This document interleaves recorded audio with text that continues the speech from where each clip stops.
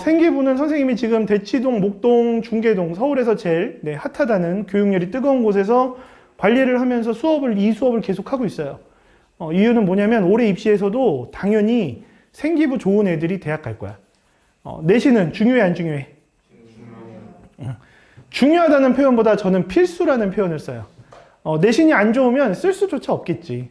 여러분들 내신 준비 안 하는 사람 있어요? 아, 그런 애들 있겠다. 저는 정시를 위해서, 저는 정시파기 때문에 정시만 준비할게요 라는 아이들이 간혹 있는데 걔네들이 제일 미련하고 불쌍한 애들이야.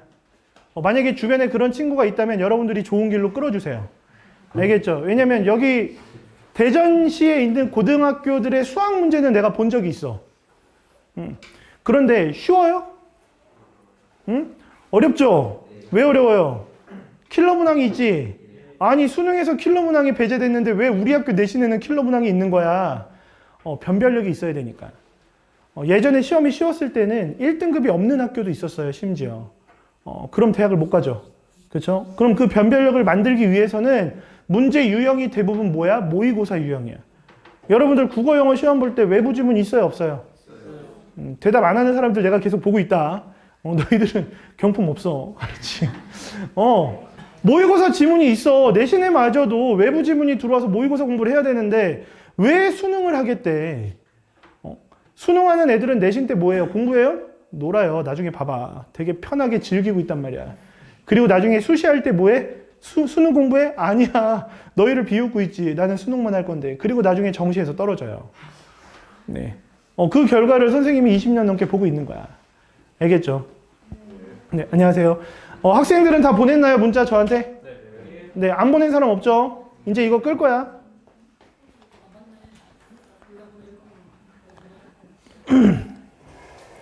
자, 수업 전에 이거를 빠르게 한번 알려드리고 갈게요. 왜냐면 여러분들이 왜 내가 오늘 주제 탐구 보고서 쓰고 독서감 상문 쓰는 수업을 들으러 왔는지 여러분들이 느껴야 되잖아.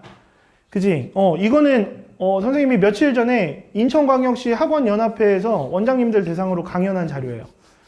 그리고 어저께도 고등학교 3학년 올라간 아이한테 컨설팅이라는 용어를 쓰면 안 되는데 수시 상담 정도 이렇게 심층 상담을 해주면서 보여준 자료인데 이걸 보고 상담을 하자마자 바로 그 친구가 뭐 했냐면 선생님 저 학생부 관리 좀 도와주세요 이러더라고요.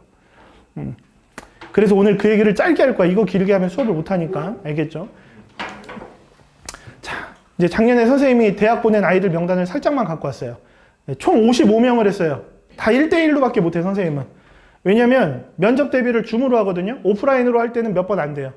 거의 줌으로 하는데 그렇게 해서 55명 중에 53명을 수시에 합격을 시켰어요. 그 나머지 2명은 뭘까? 수시 상담 자체를 나랑 안 했어. 다른 사람한테 수시 상담 받고 학교를 정해왔는데 면접 대비 들어가기 전에 봤더니 뭐야? 망할 것 같아. 내가 보니까 망할 것 같아. 그래서 애들 앉혀놓고 원래 수시 상담 한 번 할 때 선생님 가격이 좀 세요. 왜냐면 동네가 그렇잖아. 그죠? 대치동 목동에 사니까. 그런데 심지어 무료로 3개 학교를 정해줬어요. 여기 정도 써야 얘가 1차 합격할 수 있고 최종 합격까지 가능하다. 그런데 그 학교들이 걔네가 쓴 학교하고는 조금 괴리감이 있어. 그러니까 애들이 자존심이 상해서 안 쓴 거야. 자기는 합격 가능하대.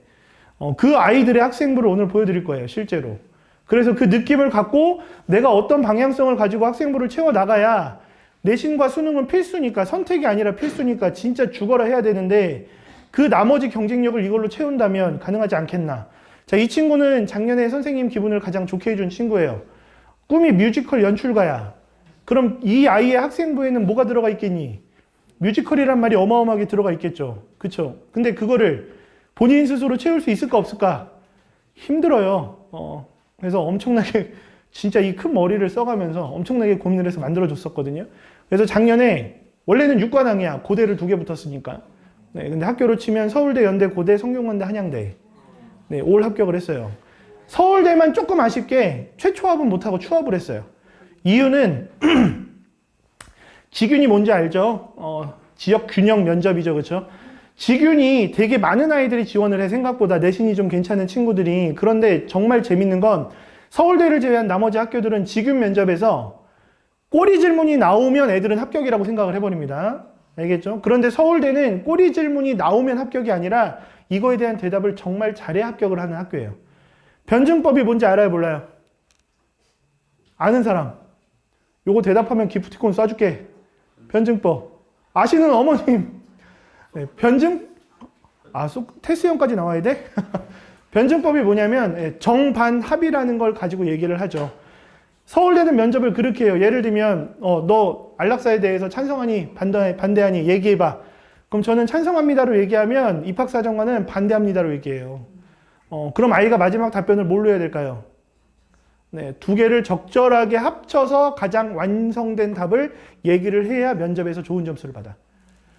그 연습을 했는데 얘는 뮤지컬을 꿈꾸죠. 뮤지컬 연출가를. 그런데 어디에 지원을 했죠? 인문계열. 인문계열하고 뮤지컬하고 어떻게 연결이 좀 돼요? 전혀 안 되죠. 그렇죠? 그래서 이 친구하고 면접 대비할 때 서울대, 얘가 제일 마지막 학교였는데 그 얘기를 했어요. 서울대 떨어지면 너는 뮤지컬 때문이야. 뮤지컬을 연결 지을 수 있는 거리가 없어. 왜냐면 분명히 나올 거야. 면접 질문에서 아니 뮤지컬 할 거면 다른 과도 많은데 왜 굳이 인문계열로 왔느냐. 이걸 물어볼 거예요. 그 얘기를 했더니 아이가 울더라고요. 네, 그래서 울면 안 되잖아요. 그래서 선생님이 한 학생부를 5번 정도를 내 것도 아닌데 정독을 했어. 정독. 심지어. 정독을 하다가 발견을 해냈죠. 뮤지컬에 대한 얘기야. 뮤지컬 웃는 남자를 보고 성선설, 성악설하고 연결지어서 철학적으로 해석한 내용이 학생부에 녹아있는 거야. 이거다. 왜냐면 서울대학교는 되게 유일하게 미학과라는 데가 있어요. 2학년 올라갈 때 여기서 미학과를 선택할 수 있어. 그 미학과가 뭐 하는 거냐면 모든 작품들을 철학적으로 해석해서 그거를 만들어내는 학문들이야. 그래서 그걸로 연결 지었죠. 그리고 꼬리 질문 나오면 이렇게 대답하면 될걸? 네, 똑같이 나왔어요, 면접에서. 그래서 아이가 면접 보고 와서 선생님 저 진짜 면접 질문 똑같이 나와서 대답은 잘했다. 떨어져도 후회 안 한다. 근데 저는 약간 이렇게 신내림 받은 것처럼 최초합은 안 될 확률이 높아. 근데 너 추합은 될 것 같아. 선생님 믿어봐. 근데 추합되면 뭐 해줄래? 그랬더니 걔는 안 될 거라고 생각을 하더라고. 왜냐면 최초합 떨어지고 나서. 네, 그리고 서울대는 예비 번호가 없어요. 네, 그냥 기다려야 돼요. 네. 근데 아니나 다를까 며칠 후에 전화 왔죠.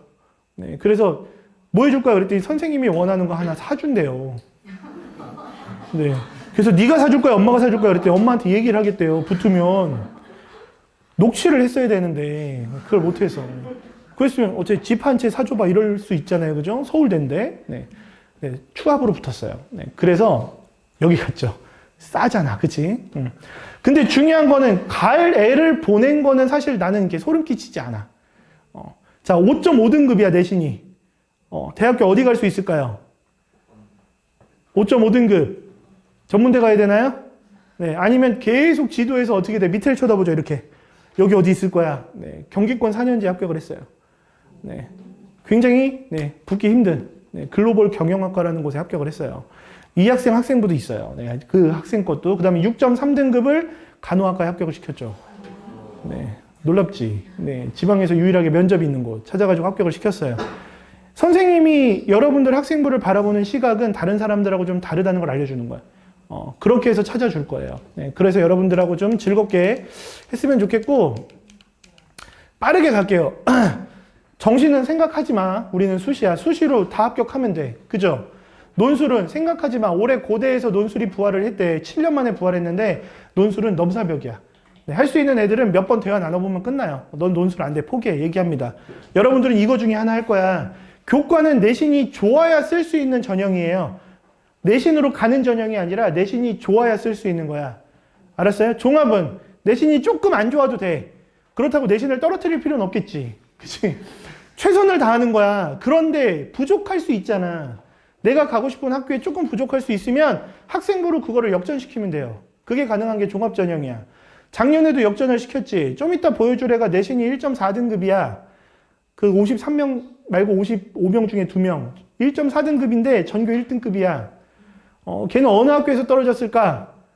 물어보면 애들이 대부분 스카이? 서성한? 아니에요. 중앙대학교에서 떨어졌어요. 네, 추합 받고 면접도 정말 잘 봤는데 네, 추합 18번인가? 네, 그랬는데 9번까지만 합격을 시켜요. 상위권 대학들은 추가 합격 많이 안 시킵니다. 정시가 있기 때문에. 알았죠? 걔는 심지어 건국대는 서류 100%로 넣었어. 그런데도 떨어졌어. 1.4등급이. 이유는 보시면 알아요. 그럼 작년에 역전은 2.77등급. 학교 선생님들이 나중에 상담해 줄 때 2.77이면 내신 보고 너는 인서울 상위권은 못 가. 하위권 쓰거나 경기권으로 노려봐. 거기서 장학금 받는 걸 선택해. 네, 중앙대 수학과 붙었어요. 네, 붙은 이유는 뭐야? 학생부로 뒤집어 엎을 수가 있어요. 네, 지금 얘기한 아이들은 모두 다 일반고입니다. 저는 특목자사 얘기 안 해요. 걔네들은 그냥 가요. 아무데나 가요. 네, 가니까 여러분들은 일반고 아이들하고 계속 견주어서 얘기를 해줘야겠지, 그치? 그래서 교과 종합에 대한 이해를 잘하고 있어야 돼. 교과는 내신으로 가는 게 아니야. 내신이 좋은 애들이 쓰는 거야. 왜냐면 이게 작년 교과 전형에 대한 예거든요. 자, 보세요. 이 학교들의 교과 전형 이름인데 서류가 몇 프로 반영돼? 70%. 내신은 30%. 인서울 상위권 대학들은 내신만 뽑는 학교가 없어요. 내신을 본다 그러면 뭐가 있겠어? 수능 최저가 있겠지. 수능 최저가 되게 까다롭겠지. 그쵸? 그래서 면접적으로 많이 가요. 그러면 서류 점수가 70%가 반영이 된다고. 생기부 점수가. 이해됐죠? 그쵸? 뭐 이런 건 알 거고. 그 다음에 여기 대입 미반영되는 거 있잖아요. 작년부터 이슈가 3개 있어. 일단 킬러 문항 없어진 거. 애들 미쳤죠. 죽을 뻔했죠. 그쵸? 그 다음 두 번째, 자소서가 없어졌어. 너희 대입에서 자소서가 없어졌다는 게 뭘 의미하는지 아니? 자기를 표현할 아니야. 말해도 돼. 괜찮아. 응. 그러니까 자기 자신에 대해서 뭐 특기사항 같은 걸 좀 쓸 수 있었던 게 자소서겠지. 자, 선생님은 자소서를 자소설이라고 해. 느낌 오죠? 무에서 유를 창조해내는 작업이야. 그러니까 애들은 별거 안 해. 나 혼자 다 썼거든, 항상. 왜냐면 자소서는 학생부 기반으로 써야 되는데 학생부에 뭐가 없어. 그러니까 애들이 만들어내. 그런데 그래도 되는 게 면접에서 자소서에서 나오는 질문이 꽤 많았거든. 그러면 학생부에 없는 걸 썼어. 그거에 대한 질문이 나왔어. 잘 대답하고 완벽하게 꼬리 질문까지 대답하면 합격을 하는 거야. 그게 자기소개서의 어떤 위상이었고 무기였어. 근데 그게 없어졌다는 얘기는 학생부만 가지고 여러분들을 평가하는 거야. 자, 그럼 2학년들은 1학년 학생부 생각해봐. 탄탄해? 그런 아이들 거의 없을걸? 왜냐면 오늘 들어보면 깜짝 놀랄 거야. 알겠지? 그러면 이 미반영되는 항목들을 챙겨야 돼, 안 챙겨야 돼? 안 챙겨야 돼, 손 들어봐요. 꺾을 뻔했어요. 네. 챙겨야 돼요. 왜? 이 항목이 미반영되는 것 뿐이지, 이걸 할 때 준비한 모든 내용들은 자율활동, 동아리활동, 진로활동, 세특에 모두 녹여서 쓸 수 있어. 모두 녹여서 쓸 수 있어. 무슨 얼음처럼 녹아서 없어지는 게 아니야. 알았죠? 그런데 중요한 건 누가 써줘야 돼? 학생부에는. 선생님들이 써줘야 돼. 자, 선생님 찾아가서 선생님 저 이런 거 넣을 수 있게 도와주세요. 부탁해 본 사람. 없어요? 있어요? 해주디 안 해주디? 머뭇머뭇할 때 들이대야지. 자, 선생님들이 갑이야. 그치? 생기부 써주는 건 선생님이 갑이야. 그럼 여러분들은 뭐야? 에이, 을도 아니야. 한 정 정도 돼, 정. 알았어? 어떻게 해야 돼? 납작 엎드려야 돼. 무릎 꿇고 정말 비굴하게 살아야 돼. 왜? 대학은 가야 되잖아. 응? 대학은 가야 되잖아. 왜냐면 선생님이 전국을 돌아다녀요.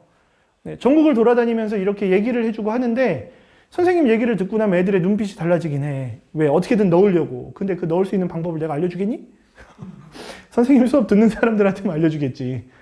왜? 나도 우리 가정을 지켜야 되니까. 그죠?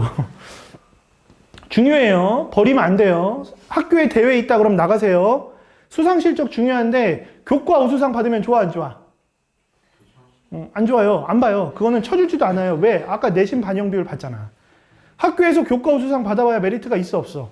없어요. 봉사상 메리트 없어요. 왜? 봉사상은 선생님하고 친하면 돼. 애가 인성이 더러워도 선생님하고만 친하면 선생님이 주는 게 봉사상이야. 그런 드라마 많이 보지 않았니? 학교에서 전교 1등 하는 애들 보면 막 뒤에서 애들 돈 뜯고 막, 그치? 아, 여기 전교 1등 있니, 혹시? 없죠? 그쵸? 네, 물론 뭐 극단적인 예지만. 자, 그 다음에 넘어가서 봅시다. 올해 달라지는 거거든요? 올해 달라지는 게 뭐가 달라지냐면, 큰 틀만 얘기해주면, 면접을 보던 학교들이 면접을 없앴어. 이유가 뭘까요? 아까 자소서 없어졌죠? 그 다음, 작년에 마지막 이슈, 비교과 폐지, 학생부 간소화가 되는 첫 번째 학년이었어. 그러니까 무슨 말이야? 학생부가 간소화됐으니까 학생부 내용이 많이 줄었겠죠. 근데 이게 선생님은 반대로 생각해. 일반고는 영향을 안 미쳐. 왜? 원래 없었어, 일반고는. 특목자 사고 애들이 엄청나게 많았어요. 일반고의 거의 3, 4배야, 생기부가. 학생부 간소화시키면서 걔네들이 쓰던 내용들을 조금 줄여나간다고 나는 생각을 했어요. 일반고는 그냥 냅두면 어차피 없는 학교거든. 심지어 작년에 면접 전형했던 입학사정관한테 친한 사람한테 물어봤어요. 면접 대비 어땠냐? 면접 어땠냐? 그랬더니 학생부만 보고 애들하고 면접하다 보니까 질문한 거리가 없대. 너무 똑같더래, 생기부들이. 그러니까 똑같은 질문만 할 수밖에 없더래. 그런 상황 생기면 안 된다고요. 생기부는 왜 만들어지는 거냐면 여러분들만의 개인의 고유한 우수함을 드러낼 수 있는 서류야. 그런데 그거를 학교 선생님들이 챙겨줘야 돼. 그런데 그분들도 바쁘고 모든 아이들을 똑같이 써줄 수밖에 없는 상황이 생기는 거야. 그래서 복사해서 붙여넣는 세트, 그 다음에 자율활동은 전 국민 공통이야, 무슨. 그렇게 자율활동들이 똑같아요. 여러분들도 한번 고2면 1학년 거 나중에 떼봐. 떼보면 되게 웃길 거야. 서로 바꿔봐도 돼. 자율활동이 똑같아. 보시면 알겠지만 연대 교과 면접이 뭐냐면 이거 제시문 면접이에요. 굉장히 어려운 면접이거든요. 그럼에도 불구하고 면접을 없애고 수능 최저를 넣는다는 얘기야. 학생부 종합에서도 그렇게 넣는다는 학교들이 인서울 상위권에서 계속 나와요. 왜냐면 면접 전형에 메리트가 없으니까, 질문할 게 없으니까 차라리 수능의 우수성을 보자. 그러니까 여러분들은 수능을 버리는 순간 그냥 대학을 버린다고 생각하고 공부를 하셔야 돼요. 수능은 선택이 아니야. 절대 선택할 수 있는 게 아니야. 알았죠? 앉으세요. 자, 그 다음에 의대 2,000명 증원 나왔잖아. 그지? 이거 의대 갈 사람들은 잘 신경을 써야 돼. 의대 갈 사람들은 이거 나왔을 때 뭐라 그랬냐면 파업하고 있죠. 그죠? 근데 저는 되게 이해가 안 되는 거예요. 그 파업이. 왜 그러냐? 저도 제 사촌동생 2명이 의사인데 파업한다는 얘기 나왔을 때 바로 전화했어요. 쌍욕을 들이부으려고. 그랬더니 얘네는 다 열심히 일을 하고 있대. 그게 제대로 된 의사죠. 얘네들 나중에 처음에 대학교 면접 볼 때 어떻게 면접 보는지 알아요? 의대 면접도 종류가 다양해. MMI 면접 보는 데 있고 서류 기반 보는 데 있고. 근데 중요한 건 인성 면접이 되게 탄탄해요. 뭐냐? 죽어가는데 돈이 없는 사람과 그냥 수술 며칠 있다 받아도 되는데 고위급 자녀가 왔어. 너는 누구 맡을래? 그럼 애들 다 누구 맡는다고 할래? 고위급 자녀 맡겠니? 얘 맡겠다고 하겠지, 그치? 뭐야? 저는 의사라는 사명을 다하고 싶습니다. 아픈 사람이 있다면 그 사람을 고쳐주고 낫게 해주는 게 의사지, 그 사람들을 버리고 다른 걸 하는 건 의사가 아니라고 생각합니다. 이딴 식으로 얘기했던 애들이 2,000명, 고작 2,000명 늘린다는데 거기서 파업하고 뭐 내 밥그릇을 뺐네 안 뺐네. 여기 혹시 의사가 직업인? 네. 그냥 제 개인 생각이니까요. 네. 아빠가 의사면 가서 뭐라고 하지 마. 알았지? 너희 가르치시느라 등골이 휘어가신다. 알겠죠? 제 생각은 그래요. 실제로. 왜냐면 면접 대비를 내가 내줬으니까. 그렇게 막 바르고 올바른 대답을 했던 아이들이, 와, 네, 그렇죠. 왜 그러냐면, 간호사도 요번에, 간호학과도 지원한다는 얘기가 나왔어요. 이거에 묻혀서 그렇지. 무려 1,000명을 지원해요, 간호학과. 네, 정말 하나같이 박수를 쳤어요, 그 사람들은. 너무 좋다고. 되게 상반된 거죠. 그죠? 그러니까 의대 지원할 사람들은 나중에 저런 상황 와도 나는 꿋꿋하게 다 이겨낼 거야. 난 열심히 환자를 돌봐야지. 이런 마인드로 준비를 해야 돼. 알겠죠? 그 다음에 이게 제일 중요한 겁니다. 대입에서 제일 중요한 거. 여러분들 2학년들 선택 과목 했지?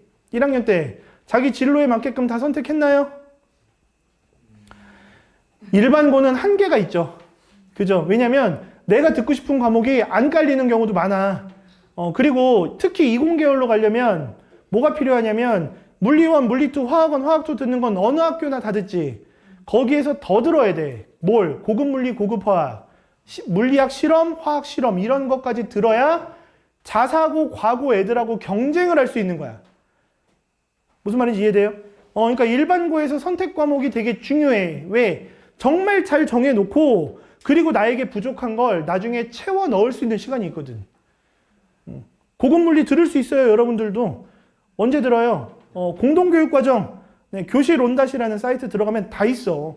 거기서 들으면 학생부에 이수했다고 나와. 단 세특이 없을 뿐이야. 상관없죠. 일단 들었다는 게 중요한 거지. 그런데 그게 주가 되면 안 돼요. 주객전도가 되면 큰일 납니다. 알겠죠? 그래서 기억하시고요. 그 다음에 이거 되게 중요해요. 인서울 상위권 대학을 노리는 사람들은 문과는 상관없어요. 이공계열은 핵심 권장 과목이라는 게 있어. 권장 과목은 신경 안 써도 돼요. 핵심 권장 과목만 신경 쓰면 되는데 이게 뭐냐면 이걸 안 듣고 이과에 지원하잖아요. 그러면 감점을 당해요. 네, 그래서 중요한 거야. 그래서 선생님 제자 중에 이거 안 들은 애가 있어요. 실제로. 네. 그래서 어떻게 할게요? 네, 교실로 다 들어갔어요. 네, 들어놔야 되니까. 감점을 받으면 안 되니까. 자, 이런 게 있더라. 빨리 넘겨야지. 사진 못 찍게. 자, 학생부 종합이 중요할 거야. 아무래도 여기서 교과만 쓰는 사람은 없어요. 아무리 교과 성적이 좋아도 교과만 쓰는 그런 미련한 아이는 없습니다. 알겠죠? 대부분 어떻게 가느냐? 정말 교과가 탄탄해. 그러면 2대 4 정도. 교과 2개, 종합 4개. 그렇게 많이 짜줘요. 왜냐면 면접 전형이 들어가야 내가 역전할 케이스를 만들 수 있는 거거든요. 그렇기 때문에 만듭니다. 자, 그럼 여기서 중요한 게 뭐냐? 아무래도 이거겠지. 여러분들이 써야 되는 거. 그런데 그것보다 중요한 게 이거야. 자, 입학 사정관이 좋아하는 게 있을 거 아니야. 이거는 그 어디에서도 알려주지 않을걸? 가릴까요? 이렇게 저를 찍게? 네. 안 찍어도 돼요. 선생님한테 아까 문자 보내지 않았니? 번호? 경품 행사 한다니까요, 오늘? 네, 다 드릴 거예요. 개개인별로. 네, 찍지 마세요. 네, 찍어봐야 흐릿해. 선생님 거 정도 돼야 돼. 갤럭시 S24 울트라. 그죠? 장난 아니지. 헉, 땡기면.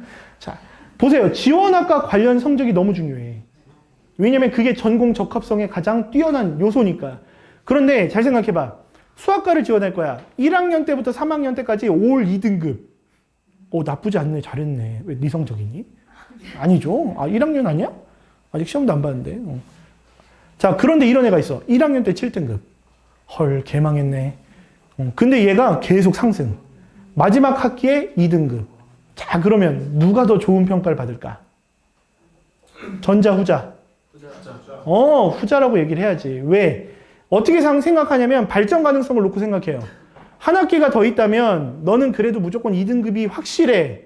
근데 얘는 올라온 걸 봐서 1등급 찍을 가능성이 분명히 있어. 그걸 평가하는 거거든요. 그 다음이 뭐야? 면접이야. 자, 면접은 어떤 애들이 잘 볼 것 같아요? 말 잘하는 사람이요? 그럼 저는 면접 짱이겠네요. 그죠? 선생님이 면접 대비를 시켜보면 애들이 그래요.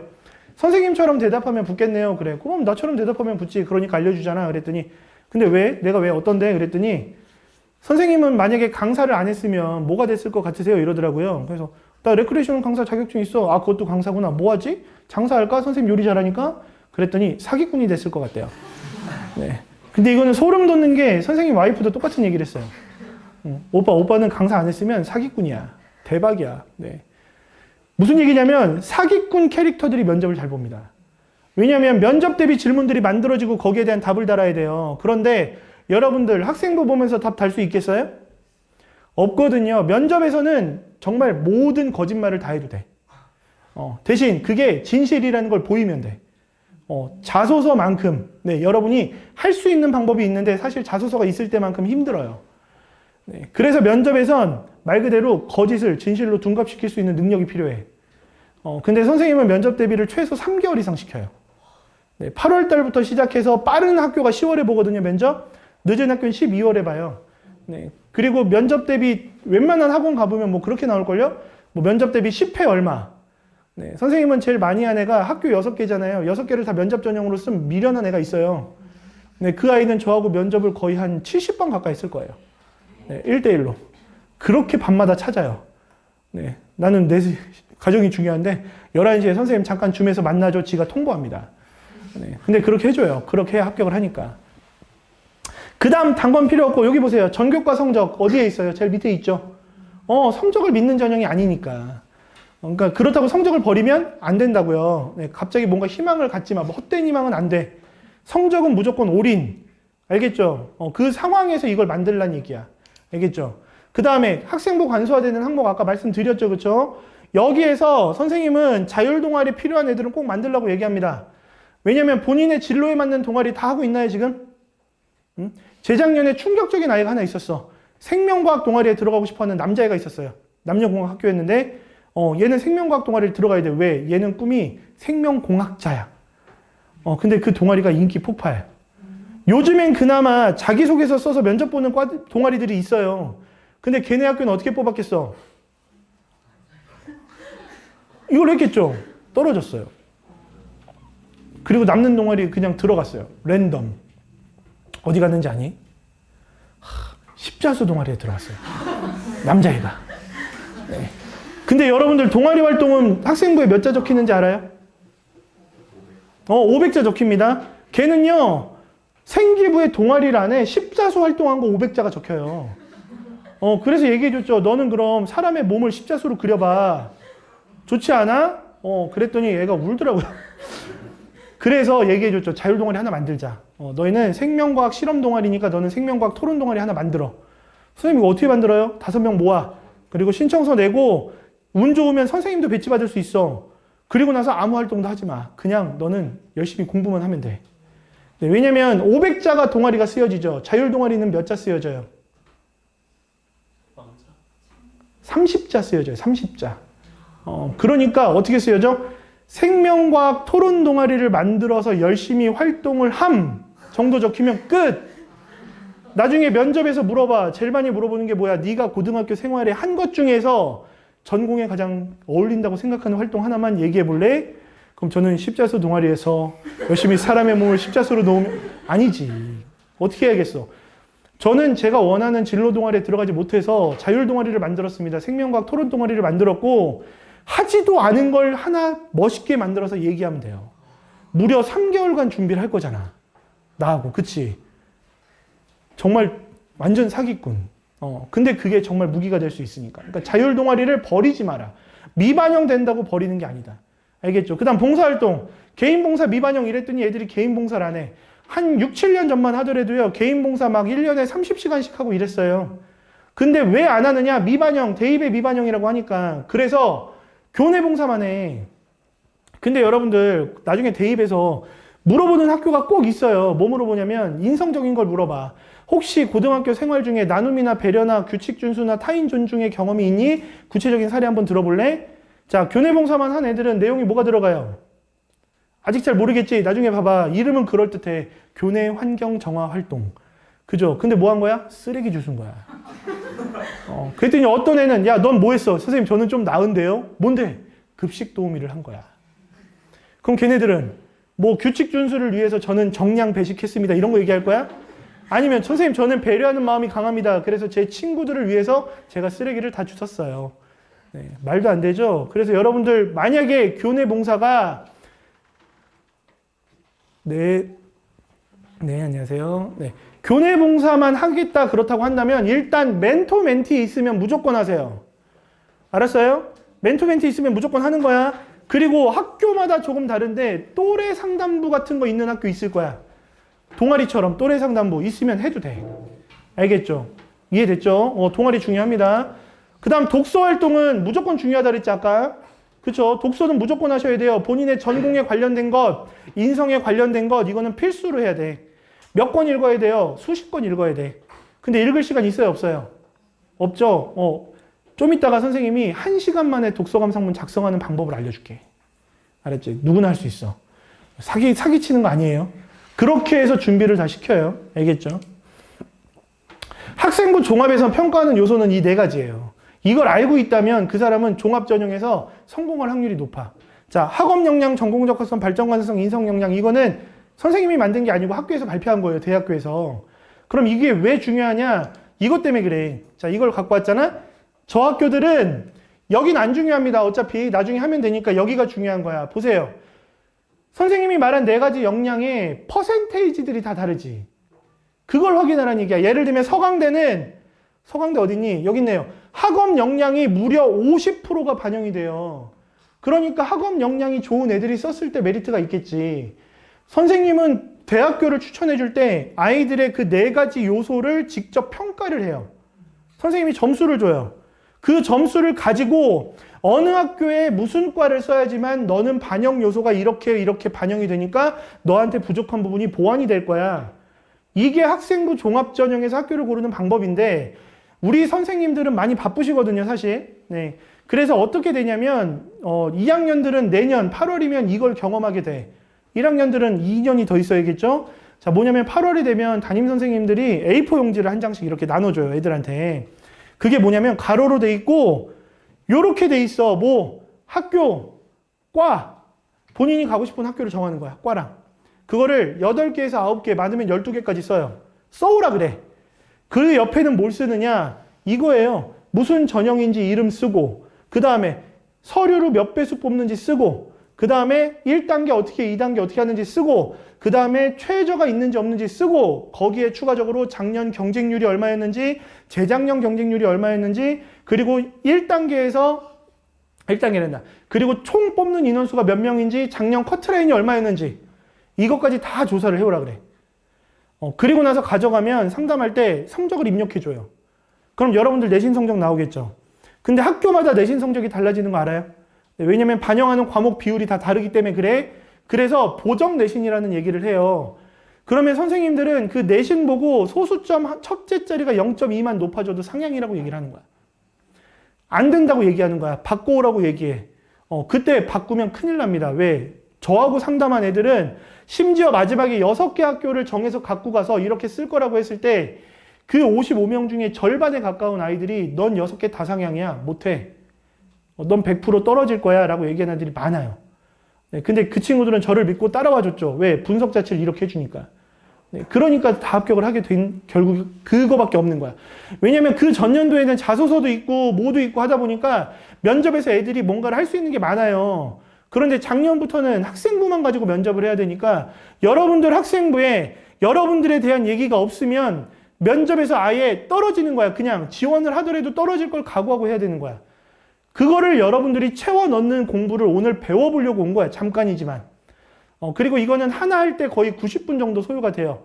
탐구보고서 하나를 쓸 때도 독서감상문 하나를 쓸 때도 90분 정도를 소화를 하면서 써야지만 완성도 높은 게 만들어져. 근데 오늘은 맛보기니까. 그죠? 그래서 나갈 때 원장 선생님한테 고맙다고 인사를 꼭 해주세요. 네, 왜냐면 원장 선생님이 정말 부탁을 하셔서 하는 거기 때문에. 네, 그리고 저는 집이 경기도 포천이에요. 제일 북쪽. 네, 그럼에도 불구하고 왔다는 거. 일요일 날 가족을 버리고.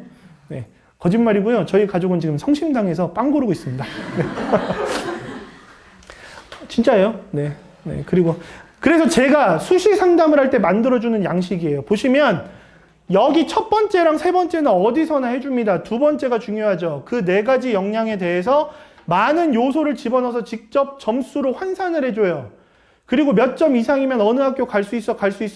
그런데 네 커트라인에서 어느 정도 범위가 나오는데 너는 이걸 역전할 수 있는 케이스야. 학생부 내용이 너무 좋아.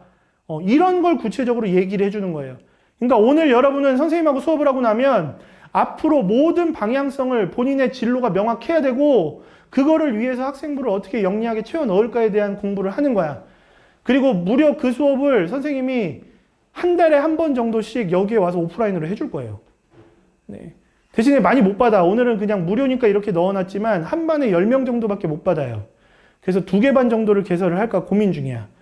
그래서 하게 된다면 그때 와서 하시면 그때 쓰는 내용들이 학생부에 그대로 들어갈 거야 라고 생각하면 돼. 이해됐지? 여기는 넘어가고요. 자, 그 다음에 여러분들 세특 중요한 거 알죠? 2학년들은 경험해봤겠네. 학교에서 선생님이 얘들아 세특 작성해와. 선생님이 학생부에 넣어줄게. 한 학교 손 들어봐. 몇 과목? 다? 그래서 너 나중에 네 학생부 한번 보자. 잘 넣었나? 그런 학교가 정말 좋은 거예요. 알겠죠? 그렇지 않은 학교는 어떻게 해야 돼?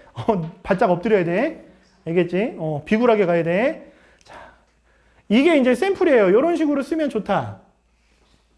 중략은 뭐게요? 그만큼 내용이 길어야 되니까. 세특도 500자를 써야 되니까. 네. 내용이 굉장히 길어야 되는데 어머님들은 간혹 가다가 그런 거 보면 좋아하시더라고요. 수학 세특이에요. 자, 이 학생은 본인의 진로가 명확해요. 오, 대박. 우리 아들 진로가 명확해. 수업 시간에 집중을 잘하고 자기 주도적으로 학습을 하며 문제를 풀어내는 능력이 탁월함. 아들, 너는 됐다. 탁월하대잖아. 네. 자, 이게 바로 복사해서 붙여넣는 세특의 가장 좋은 예시예요. 네. 왜냐면 괜찮아요. 애도 성실하고 공부도 잘해. 성적도 웬만큼 나와. 그런데 얘를 특기할 만한 내용이 없어. 그러면 그거 내용 갖다 붙여서 넣어주는 거예요. 네. 그래서 세특에서도 독서가 들어갔을 때 가장 좋은 세특이 나와요. 네. 그걸 꼭 명심을 해주시고요. 자, 그 다음에 여기는 좀 넘어가서 빨리 가야 되니까 요건 하나 웃기니까 보여줄까? 자, 학생부에 자격증 및 인증 취득 상황이라는 게 있는 거 알아요? 네. 중학교 때는 이거 말고 자유학기 활동 상황이라는 게 있었죠. 그쵸. 자, 요거 보면 남학생들 막 움찔움찔해. 특히 컴퓨터 전공하고 싶어 하는 애들. 고1 올라갈 때 이거 보고 나서 엄마한테 그래. 엄마, 나 자격증 하나 따볼게. 컴퓨터 공학 해야 되니까 자격증이 필요해. 그럼 또 어머니는 마음 약해서 그래, 아들. 그럼 어떻게 할래? 수학 학원을 한 2달 쉬어야 돼, 엄마. 2달 바짝 하면 자격증 딸 수 있어. 수학 학원에 와서 상담을 하죠. 어머님, 안 돼요. 그래도 저희 아이가 원해서 저한테 오면 네, 욕을 해줍니다. 왜냐면 걔네가 따는 자격증은 여기 못 넣어요. 여기 넣을 수 있는 건 52개가 정해져 있거든요. 네, 그런데 보시면 아는 자격증이 없어요. 골 때리는 건 보세요. 종이접기 같은 거 돼요. 종이접기. 이런 거 넣을 수 있어요. 그리고 제가 가장 충격적이었던 건 경찰청 열쇠관리사. 이런 거 넣을 수 있어요. 이거 딸 수 있는 사람. 저는 어떻게 따는지도 몰라요. 그러니까 요 란은 그냥 없는 거야. 신경 쓸 필요도 없어요. 알겠죠? 그런데 간혹 가다가 여기엔 안 들어가지만 소프트웨어 전용으로 뽑는 학교들이 조금씩 생겨나거든요. 거기는 자격증 있는 아이들한테 가점을 주는 학교들이 있습니다. 근데 그 학교들은 인서울 상위권은 아니에요. 네, 그래서 나중에 정말 하고 싶다면 그 다음에 요거는 좀 뒤에서 얘기해 드릴게요. 그게 나을 것 같고요. 넘어가죠. 요거는 작년 시립대 결과를 좀 가지고 와봤는데 서울시립대 어디에 들어가나요? 스카이. 그 밑에가 뭐야? 서성한에다가 저는 이화여대까지 넣어요. 서성한 2. 그 밑에가 뭐예요? 중경외시. 중경외시. 서울시립대. 네, 이해됐죠? 자, 내신 학생부 종합입니다. 내신 커트라인 볼게요. 오, 그래도 가능하겠네라고 생각하는 사람들 있죠? 학생부가 좋아야 붙는 거예요. 그죠? 그리고 특목자사 봤더니 훨씬 낫죠. 자, 여러분들 내신 커트라인 할 때 대부분 중간값, 평균 아니면 70% 컷 이렇게 나오는 거 알아요? 그 이유가 뭔지 아세요? 얘네까지 다 넣으면 어떻게 돼? 1.9였던 게 2.97로 늘어나 버리죠, 화학. 그러니까 뭐야? 헛된 희망을 품는 아이들이 생겨나는 거죠. 네. 나 이 범위에 들어가니까 써도 되지 않나? 네, 안 된다고요. 네. 그래서 학교도 되게 중요합니다. 좀 덥지 않으세요? 덥죠, 그죠? 이거 에어컨을 어떻게 켜는지 모르겠네. 있어. 저 켜봐. 그 다음 넘어갈게요, 바로. 히터로 되어 있는 거 아니지? 그래. 자, 그 다음에 자소서가 없어졌다고 했는데 저는 면접 대비하기 전에 아이들한테 자소서를 쓰게끔 해요. 근데 이유는 뭐냐면 자소서를 쓰려면 본인의 학생부를 적어도 10번 이상 읽어야 돼요. 내가 나에 대해서 잘 알아야 쓸 수 있겠죠. 면접 대비도 똑같습니다. 자기 학생부에 무슨 내용이 있는지 꼼꼼하게 알아야지만 그걸 써낼 수가 있거든요. 말할 수가 있거든요. 네, 그래서 저는 자소서를 쓰게 하고 그거에 따라서 아이들에게 질문을 많이 던져주는 거고요. 그러니까 아무래도 면접에서 좀 강하겠죠. 그죠? 그 다음에 이건 주제탐구 보고서 쓰는 거를 좀 간단히 정리해 본 건데 아이들은 이거는 알고 있지만 어디서 뭘 찾아야 될지는 잘 모르더라고요.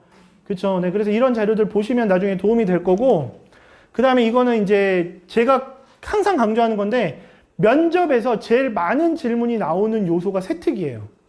세특에서 거의 절반 이상이 나와요. 네, 그래서 그걸 표로 만들어서 보여드린 거고 요거는 제가 드릴 건데 아이들에게 줄 건데 이건 제가 만든 세특이에요. 그러니까 이렇게 만들어지면 좋은 거죠. 자, 화법과 작문이라는 국어 과목인데 세특 내용을 봤더니 다 생명과학이 들어가 있죠. 대신에 그런 거 있어요. 여러분이 만약에 뭐 예를 들어 나는 경영학과를 전공할 거야. 그러면 모든 영역에 경영학을 넣어야지. 경영을 집어넣어야지. 우겨넣기로 넣으면 다 떨어져요. 네, 경영학이라는 말이 들어가되 그 과목의 우수성을 드러낼 수 있는 요소가 나와야 돼요. 네, 그래야 그 세특이 좋은 거고 그렇게 만들어낸 세특에서 좋은 질문이 나오는 거예요. 이해되셨죠? 자, 그래서 넘어가서 이제 우리 진짜로 봅시다. 뭘 볼 거냐면 자, 요 문서를 보여줄게요. 이거는 선생님이 만든 게 아니고요. 교육부에서 17개 시도교육청에 내려보내는 학생부 관리 방법인가 요령인가 그런 책자예요. 네, 근데 이게 선생님들이 보시기엔 힘들어요. 왜? 200페이지가 넘어서 읽으면서 하나하나 고민하기가 쉽지가 않거든요. 여기 중요한 내용은 이겁니다. 교사 지도하에 학생이 직접 작성한 자료는 활용할 수 있다. 무슨 얘기냐? 선생님이 써주는 게 맞지만 교사가 지도를 했다면 아이들은 이런 내용물을 넣을 수 있다는 거예요. 제일 많이 쓰는 게 주제탐구 보고서, 발표 PPT, 독서 감상문. 거기에 추가로 어떤 애들은 UCC도 넣는 애들이 나오긴 해요. 중요한 건 이겁니다. 제출할 수 있다가 아니라 이거예요. 교사 지도하에. 네, 왜냐면 작년에 8월 달에 제가 수시 상담을 하고 8월 말까지가 학생부 정정 기간이거든요. 고3 애들이 그렇게 선생님한테 탐구 보고서가 아니라 독서 감상문을 냈어요. 그것도 그냥 한 10개를 던져요. 그러면서 선생님 이것 좀 넣어주세요. 네, 넣어줄까요? 안 넣어줄까요? 안 넣어주죠. 선생님이 이렇게 얘기합니다. 너는 시키지도 않은 걸 왜 해? 선생님이 시키지 않은 건 넣을 수 없어. 네, 울면서 돌아왔어요. 네, 나한테 한마디라도 상의라도 하지. 네, 근데 저한테 상의한 애들은 뭐 했을까요? 다음날 아침에 선생님 교무실에 오기도 전부터 의자 앞에 앉아가지고 들어오실 때 납작 엎드렸죠. 네, 선생님 저 진짜 이거 넣으면 대학교 합격할 수 있을 것 같아요. 선생님 저 독서 감상문 몇 개만 넣을 수 있게 도와주세요. 아니 미래가 걸렸는데 도와달라고 하는데 안 도와줄 선생님이 어디 있겠어요. 네, 그래서 독서 감상문 막판에 넣은 아이들이 꽤 많았어요. 네, 3학년 1학기 때라도 그렇게 해야지만 면접 질문이 그나마 나오기 시작을 해요. 그 다음에 애들이 아무도 모르는 게 이겁니다. 이거 왜 안 돼? 잠깐만요. 네, 그 다음에 원장님들도 몰랐던 내용이 이거예요. 창차활동이죠. 자율활동, 동아리활동, 진로활동엔 이런 게 있어요. 자율탐구활동 규정이라는 게 있어요. 이게 뭐냐면 학생이 스스로 탐구해서 보고서 형태로 제출이 가능한 거예요. 물론 교사 지도 하에 이루어져야겠죠. 자율활동, 진로활동은 담임 선생님도 써줄 수가 있어요. 그러니까 담임하고의 유대감이 굉장히 깊으면 되겠구나.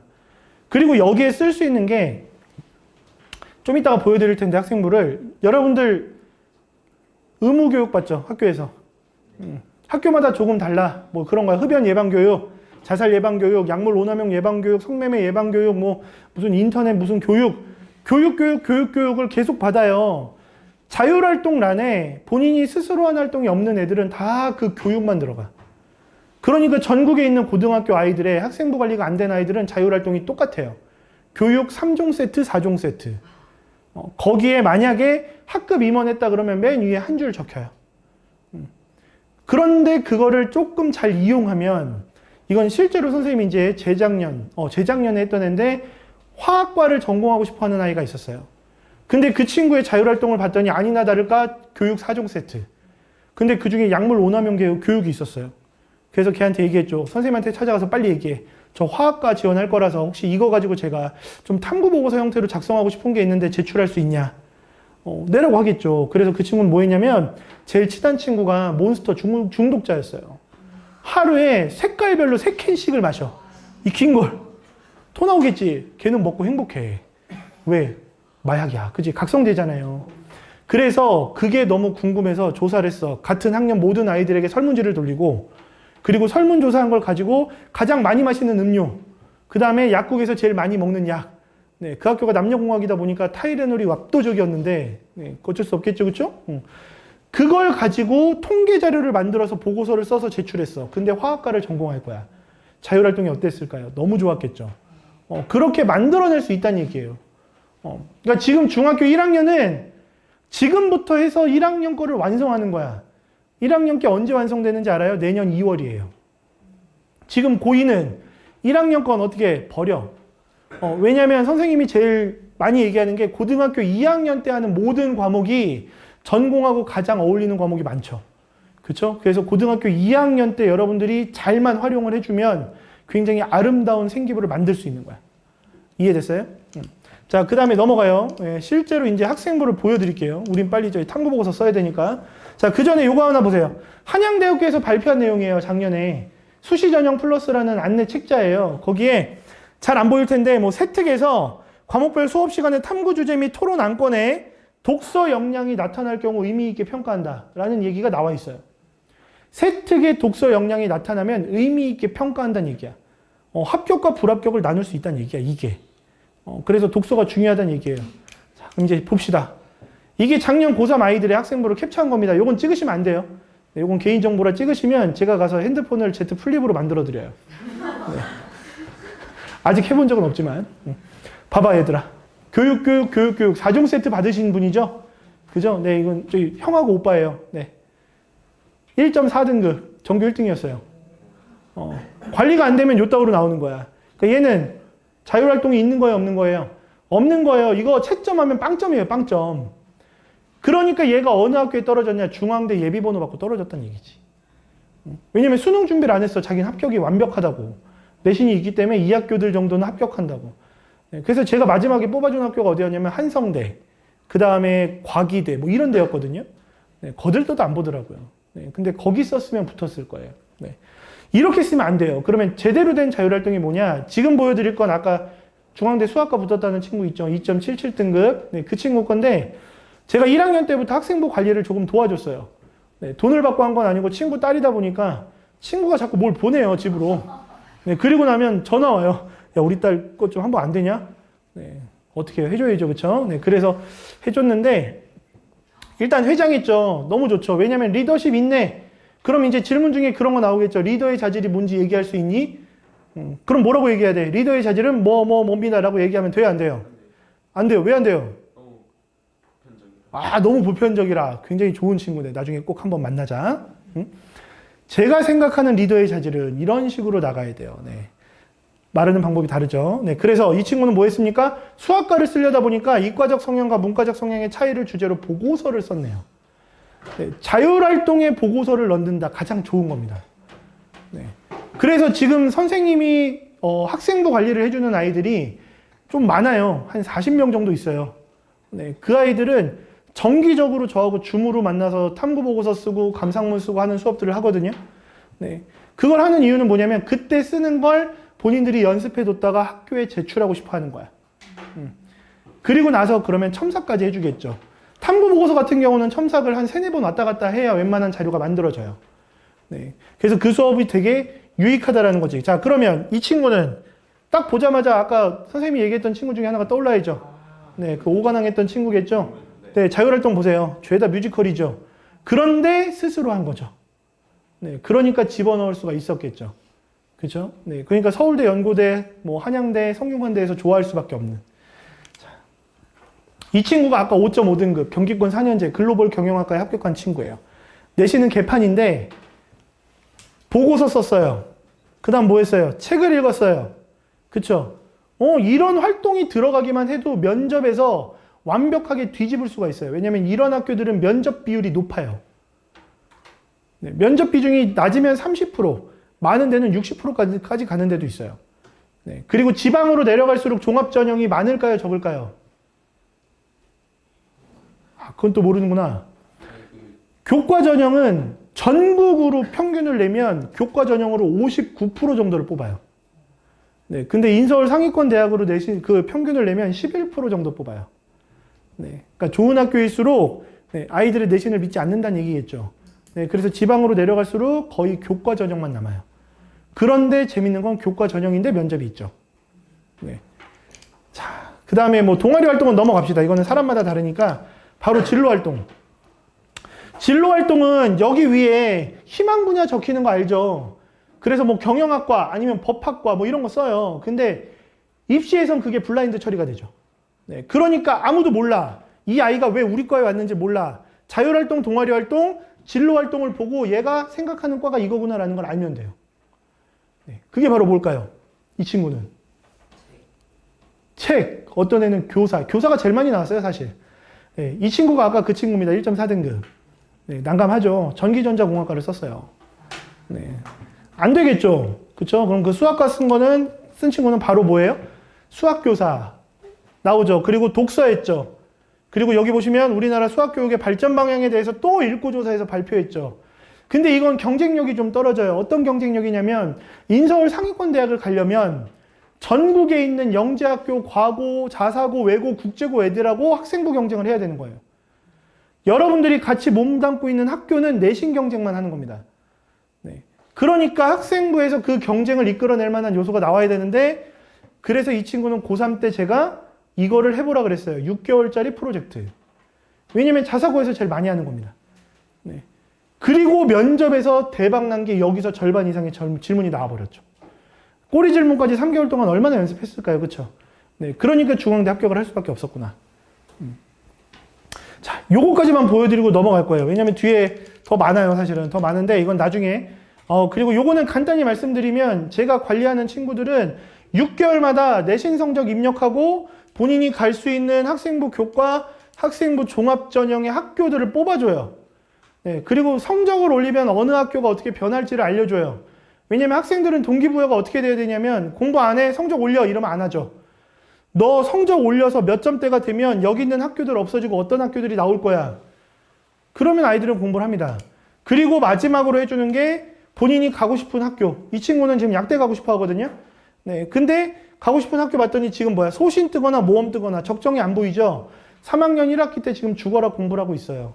네, 그런데 학생분은 네, 저하고 1학년 2학기 때부터 같이 했기 때문에 누가 봐도 약대에서 뽑고 싶게 만들어놨죠. 네, 그러니까 이렇게 해서 관리가 되면 아이들은 합격을 합니다. 자, 그러면 이제 바로 여러분들이 이제 노트북이 필요한데,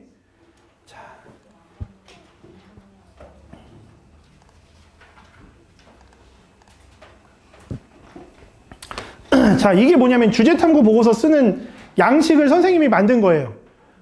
학교마다 다릅니다. 그냥 막 아무렇게나 쓰라고 하는 학교도 있고 칸 나눠놓은 학교도 있고요. 그런데 선생님이 제일 중요하게 생각하는 건 뭐냐면 여러분들이 주제를 잘 선정해야 된다는 거야. 알았어요? 오늘 선생님이 보여줄 주제는 파스칼 삼각형이에요. 수학이죠. 왜냐면 내가 수학 강의했었다니까요. 작년까지. 네, 그리고 선생님 제자들은 좀 자랑인데 영과고 애들이 많아요. 네, 영재학교 과거 애들이 많아서 네, 대학 실적 어마어마하겠죠, 걔네들. 자, 중요한 건 뭐냐면 지금 고2야. 고2는 파스칼의 삼각형이라는 거 수학 주제 가지고 쓸 수 있을까요, 없을까요? 네, 확통에 뭐 나와요? 이항 정리 나오죠? 순열 조합 배웠죠? 자, 고1 같은 경우는 100% 쓸 수 있죠. 왜? 곱셈 공식 배워요, 안 배워요? 배워요. 곱셈 공식에서 출발하면 파스칼의 삼각형 나올까요, 안 나올까요? 나와요? 왜 나와요? 그래서 원리 좀. 그렇죠. 그렇게 되게 추상적으로 얘기할 수 있죠. 자, 곱셈 공식에서 완전 제곱식 알고 있나요? 네. 네, 완전 제곱식은 어떻게 전개하는 거죠? 그냥 외우는 거죠. 분배 법칙 하는 거죠. 네. 자, 이 완전 제곱식을 전개하는 방식이 경우의 수예요. 경우의 수로 전개가 가능해요. 그걸 이용하면 파스칼의 삼각형으로 연결이 되죠. 왜? 1학년 2학기 말에 배우는 게 순열과 조합이지. 그렇죠? 순열과 조합이 경우의 수예요. 거기 나오는 조합. 이게 바로 완전 제곱식을 전개하는 방식입니다. 그러니까 세제곱 전개할 때도 세 개에서 하나씩 뽑아서 곱하는 거야. 하나씩 뽑는 거야. 순서가 있어 없어? 없죠. 그러니까 조합으로. 그거랑 연결을 지었더니 이게 바로 파스칼의 삼각형하고 연결이 되더라고요.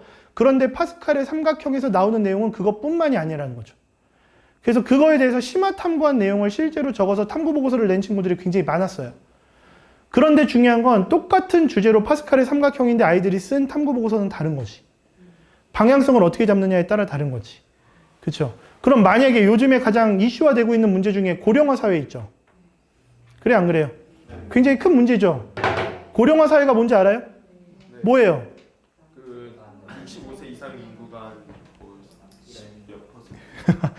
65세 이상 인구가 7% 이상이 되면 고령화 사회입니다. 네. 그럼 20%가 되면요? 초고령. 초고령화 사회가 되죠. 그러면 고령화 사회라는 이슈를 던져주면 여러분들은 거기서 주제를 잡을 수 있나요? 응? 자, 어떤 주제를 잡느냐? 사람마다 달라요. 말 그대로 고령화 사회만 간단하게 조사해서 나가는 애들도 있고, 고령화 사회 때문에 생기는 문제점이 뭔지를 파악하는 아이들도 있고, 그 문제점을 파악해서 해결 방안까지 만들어내는 애들이 있고, 그럼 여러분들은 어떤 걸 해야겠어요? 해결 방안까지 만들어내는 사람이 돼야 돼요. 그리고 주제 탐구 보고서와 발표 PPT는 같은 주제지만 양은 어때야 돼? 달라야 되죠? 발표 PPT에는 양을 많이 넣으면 돼요? 안 돼요? 안 돼요. 왜? 여기다가 띄울 거잖아. 여기에 양이 많아버리면 학생들은 내 말을 듣는 게 아니라 이걸 보겠죠? 그래서 PPT 만드는 요령은 최소화, 그리고 그림 위주로, 그리고 말하는 건 여기다가 만들어 놓고 여러분이 썰을 풀어야 되는 거야. 그게 제대로 된 발표. 주제 탐구 보고서는 그것만 보고 이해를 해야 되죠. 그러니까 주제를 선정해요. 주제를 선정한 다음에는 그 다음 뭐가 필요해? 주제 선정 이유가 필요해. 내가 왜 이 주제를 삼았는지. 자, 선생님이 조금 가슴 아팠던 얘기인데, 고령화 사회라는 걸로 주제를 잡은 친구가 있었어요. 네. 고령화 사회의 문제점과 해결 방안을 찾아보겠다. 그게 주제야. 한번 쳐볼까요? 자, 여러분들은 이 양식이 없잖아요. 노트북 핀 다음에 그냥 1번 주제 해가지고 치시면 돼요. 한글 있으면 한글 띄워놔도 되고, 아니면 태블릿은 한글이 없는 사람들 많죠. 그냥 메모장 띄워도 돼요. 알겠어요? 자, 없는 걸로 하자. 똑같은 버전으로 가보죠. 자, 주제 탐구 보고서 1번 주제 고령화 사회로 인한 문제점 및 해결 방안 조사. 그 다음이 2번 주제 선정 이유. 자, 이거를 써야 되는데 이게 사람마다 다르다는 얘기야. 가장 최근에 선생님이 봤던 친구는 이거였어요. 작년에 할아버지가 정년 퇴임을 하시고 지금은 우울증 때문에 치료를 받으신다. 자, 왠지 알 것 같아요? 이유가 왠지 알 것 같아요? 정년 퇴임하신 분들은 본인의 의지와 상관없이 그만두는 거죠. 그렇죠? 그분들은 일을 계속 하고 싶어 할까요? 안 하고 싶어 할까요? 하고 싶어 하는 분들이 대부분입니다. 그런데 할 게 없죠. 그럼 뭐 하겠어요? 맨날 집에 앉아서 TV 돌리거나 아니면 어디 여행을 가거나. 근데 여행도 매일 가면 재미있을까요? 없겠죠. 네. 그리고 더 중요한 거, 요즘에 할머니, 할아버지까지 모시고 사는 사람, 집에서. 네, 거의 없죠. 네, 뭐냐. 그나마 가까이 계신 분들은 많아요. 네, 그런데 예를 들면 여기 사는데 할머니, 할아버지 집이 거제도야. 울릉도야. 네, 1년에 몇 번 볼까요? 많아야 한두 번? 그럼 그분들의 삶이 어떨까요? 네, 선생님은 할아버지, 할머니들이 양쪽 다 돌아가셔서 상상만 많이 해보거든요. 근데 아이들하고 얘기를 하다 보면 우는 아이들이 대부분 많아지더라고요. 왜냐면 그 나이 많으신 분들이 돌아가실 때 제일 안 좋게 돌아가시는 게 선생님은 고독사라고 생각을 해요. 왜냐면 그 누구도 없는 상황에서 혼자 그냥 가만히 있다가 죽어서 네, 되시는 거잖아요. 그죠? 그래서 선생님은 학생들하고 이 고령화 사회 가지고 얘기를 하고 나면 항상 다음날 무조건 할머니, 할아버지한테 전화하라 그래요. 문자하고. 그리고 정기적으로 연락하라 그래요. 그렇기 때문에 이 친구도 우울증 걸리신 할아버지를 보면서 이거를 작성을 하기 시작한 거야. 무슨 말인지 알겠어요? 자, 그래서 이 친구가 작성한 거를 발표 PPT를 하나 보여줄게요. 자, 발표 PPT를 보면 자, 이 아이는 몇 학년일 것 같아요? 고등학교 3학년이요? 선생님이 이렇게 미소를 짓는 이유는 뭘까요? 맞아서요? 중학교 1학년이에요. 네. 그리고 지금 중학교 1학년은 아니고요. 네. 중학교 1학년이었어요. 1학년 때 말한 겁니다. 자, 보여드릴게요. 보세요. 고령화 사회라는 걸 주제로 삼았죠. 발표 PPT는 이렇게 만드는 게 가장 이상적이야. 그리고 중1이라는 걸 감안해서 봐봐. 여러분들이 만드는 퀄리티랑 뭐가 다른지. 자, 고령화 사회. 고령화 사회란 이런 이상인 사회. 그리고 밑에다가 뭘 넣어놨어? 표를 넣었죠. 사진을 넣었죠. PPT에서는 이게 가장 좋아요. 그럼 탐구보고서는요? 이거 올리고 밑에 글. 무슨 말인지 알겠어요? 탐구보고서에 애들은 대부분 글을 많이 써야 된다고 생각을 하는데 사진, 표, 그림 엄청 들어가도 돼요. 대신에 그것만 띄워놓으면 안 되겠지. 그거에 대한 구체적인 설명을 넣어야겠지.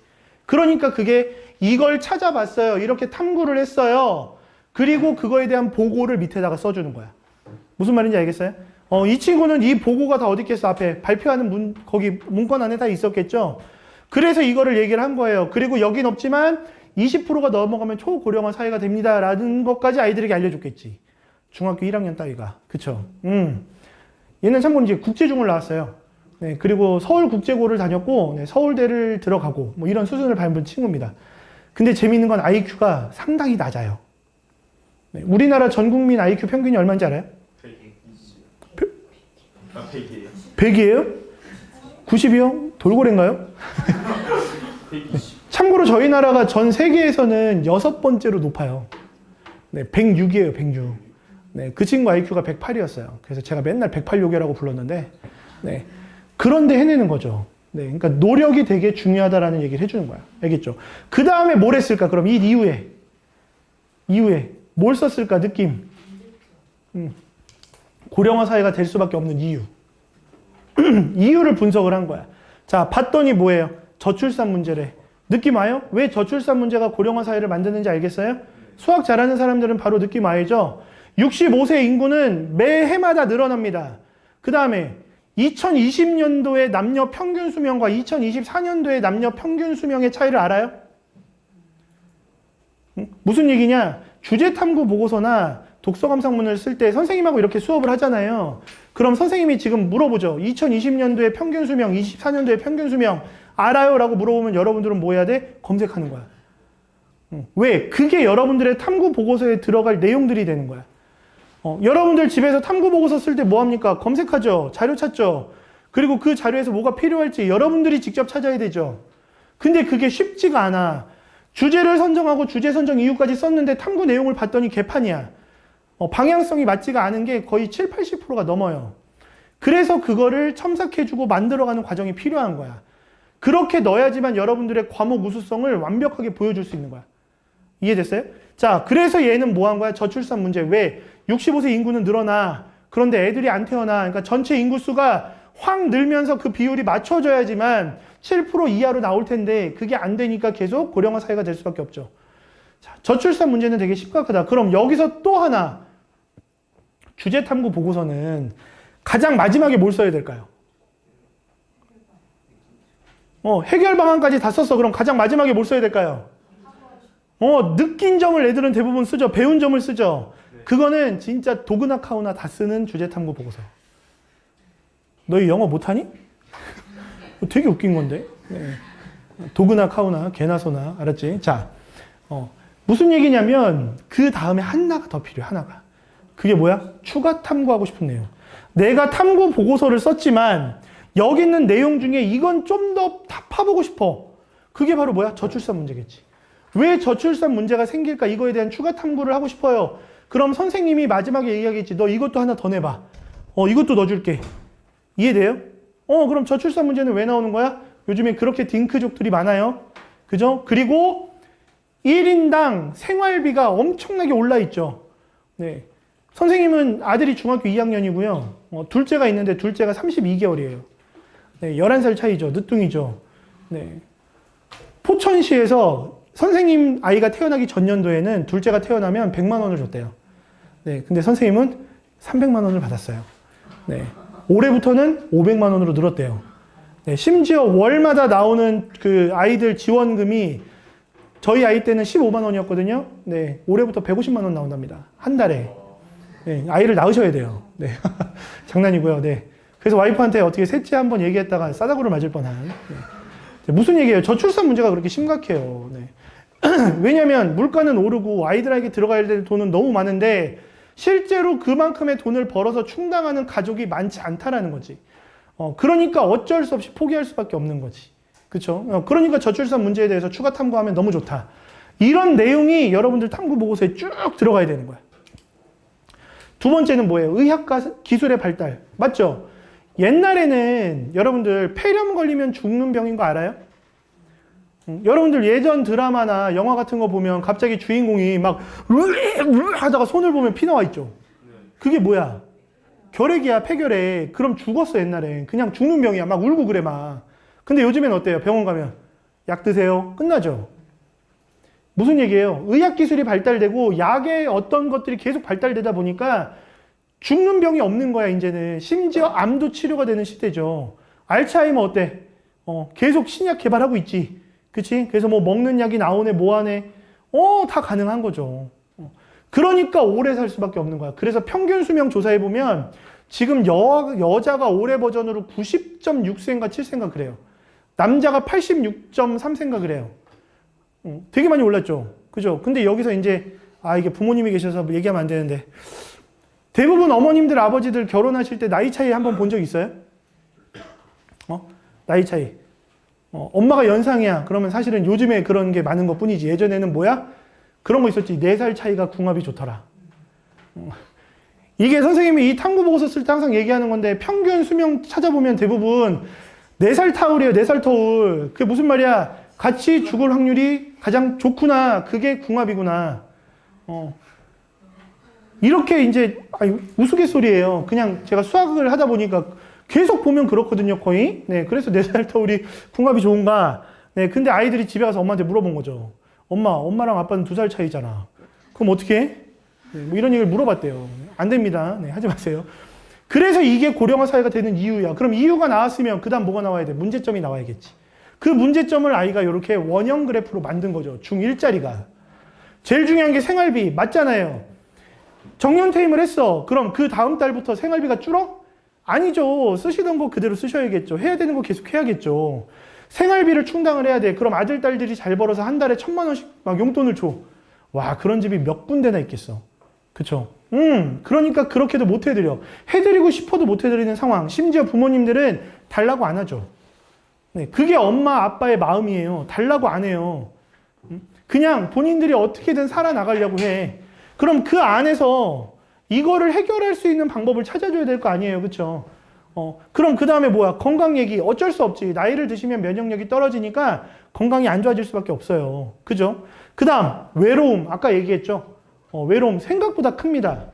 이거 실제로 선생님 제자가 사회복지학과를 가려고 독거노인분들을 찾아가서 그분들하고 상담을 해드리면서 이거를 통계처럼 만들었었어요. 어떤 아이가.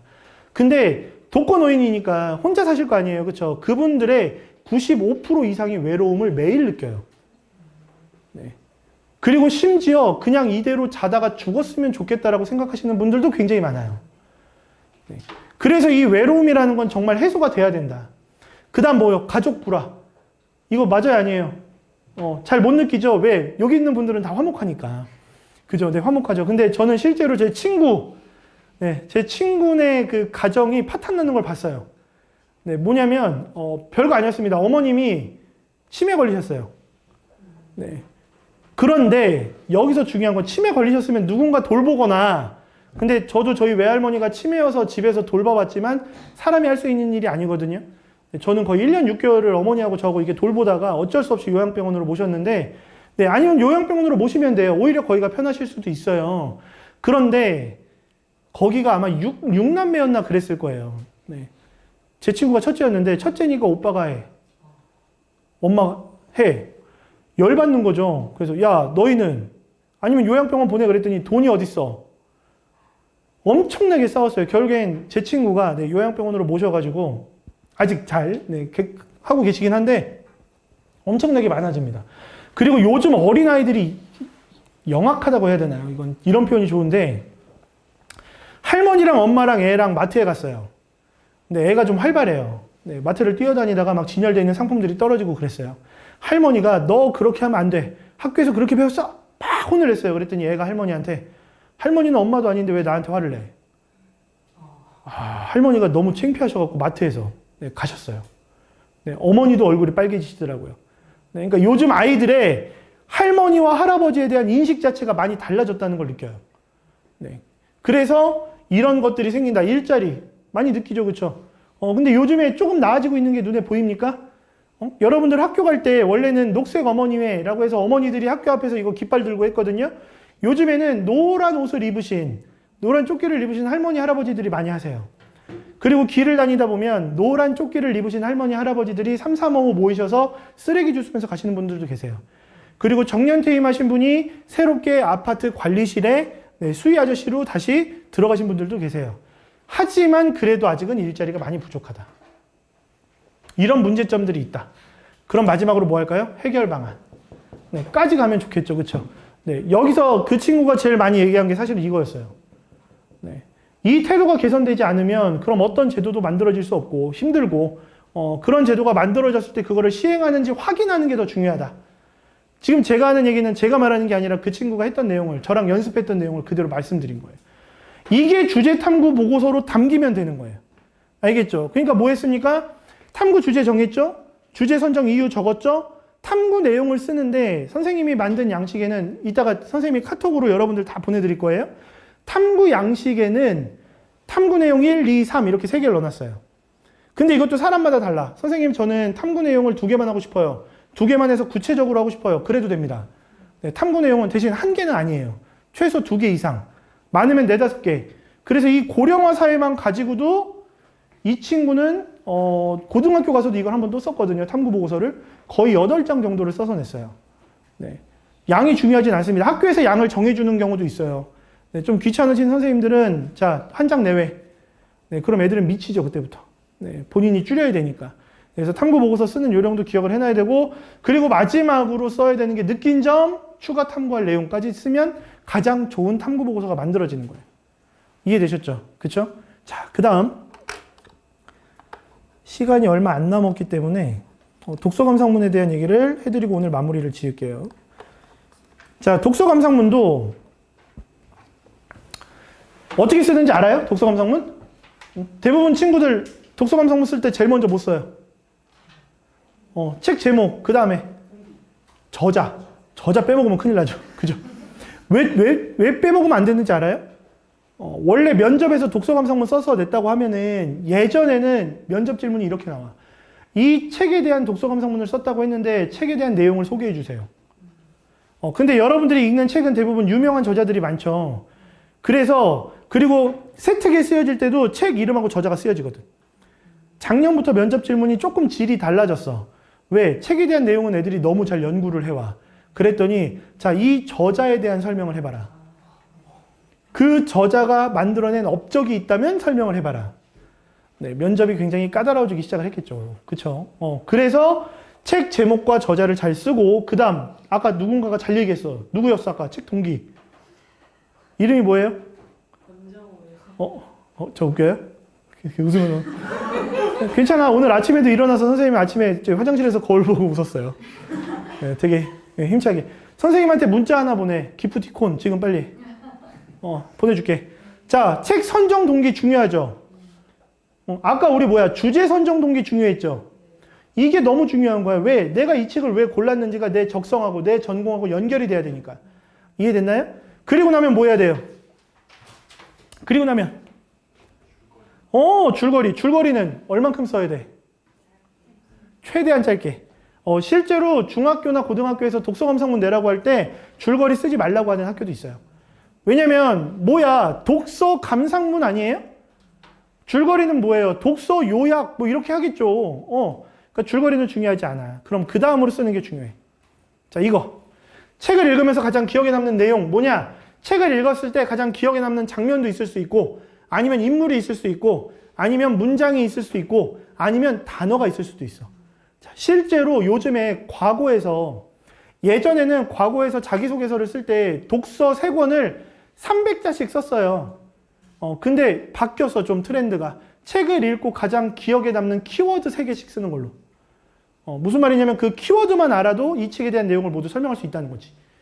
그래서 이게 너무 중요해. 그리고 이게 중요한 이유가 뭐냐면 여러분들 좀 요령 있게 앞으로 학생부를 만들려면 탐구 보고서 쓰고 독서 감상문 쓰고 이렇게 하면 좀 미련해요. 왜? 2개를 해야 되지. 그치? 근데 작년부터 작년에 상상고하고 북일고하고 현대청원고였나? 선생님이 학생부 관리해주던 친구들이었는데 학교에서 나온 수행평가가 뭐냐면 본인의 진로에 관련된 책을 읽고 그 책의 내용 중에서 하나를 골라서 탐구보고서를 써라. 무슨 말인지 알겠어요? 그러니까 책을 읽을 때 가장 기억에 남는 내용이 있겠지. 이 내용을 쓰고 이걸 기반으로 해서 탐구보고서까지 쓸 수 있게 자료 조사해 놓는 게 좋은 거야. 알았어요? 응? 자, 좀 이따 보여줄게. 오늘 책 하나 보여줄 거니까. 자, 그리고 마지막에 느낀 점. 맞아, 아니야? 그쵸? 자, 이렇게 쓰고 끝나죠? 여기까지 쓰면 일반적인 사람들이야. 누구나 쓰는 독서 감상문. 근데 오늘 우리는 시간 내서 왔잖아. 왔으니까 2가지를 더 알려드릴게요. 모든 책이 그러진 않겠지만 일단 이 책을 읽고 나에게 변화된 점을 쓰면 좋아. 왜냐면 생각해봐요. 아까 문제점 제시하고 해결 방안 제시 안 하면 제대로 된 보고서 아니죠. 내가 느꼈어. 느끼기만 하고 끝나면 책을 읽은 이유가 없겠죠. 느껴서 이렇게 변했습니다. 이것까지 쓰면 너무 좋은 감상문이 되겠지. 이해됐나요? 그 다음 또 하나가 있어. 아는 사람도 있을 거야. 이 책을 추천해주고 싶은 친구. 어떤 친구들에겐 이 책을 꼭 추천해주고 싶다. 그래서 선생님이 지금 보여줄게.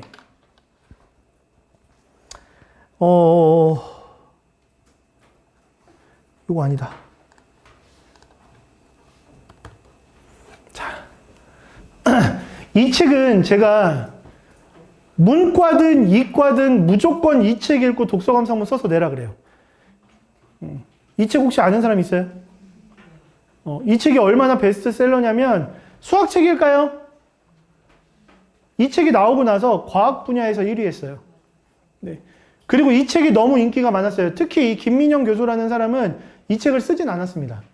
왜냐면 이 책이 이 사람이 했던 명 강의를 출판사에서 묶은 거예요. 그래서 이 책은 대화 형식으로 되어 있어요. 6개 강의.